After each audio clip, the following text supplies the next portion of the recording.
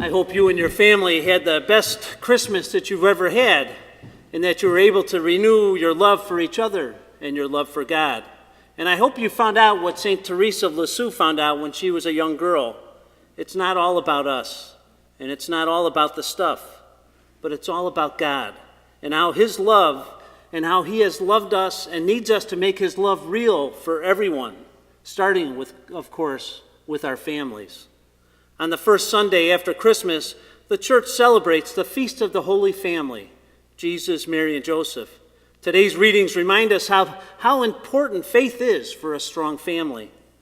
Abraham, in the first two readings, put his faith in the Lord and was blessed with a baby in his old age and became the father of all those who believe.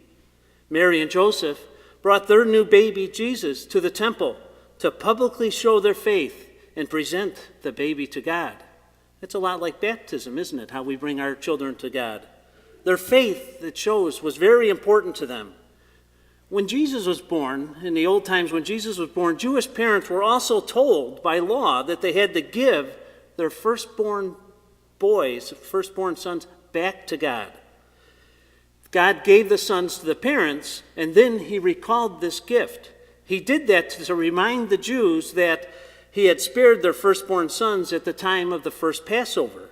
And such was not the case with the Egyptians, because they had not put the blood of the lamb over the doorposts of their house, and their sons were taken. Instead of giving the son back to God, the parents, Mary and Joseph, could sacrifice 2 young pigeons. In Egypt, a lamb died in place of the firstborn sons, but now they could give 2 young pigeons as a sacrifice replacement. So they killed 2 young pigeons as a sacrifice so that they could keep their son. The pigeons were substitutes for this new baby boy.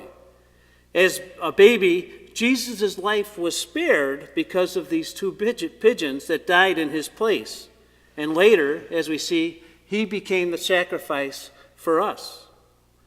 It works kind of this way. God created us to be good, but we have all sinned. So God had to recall all of us.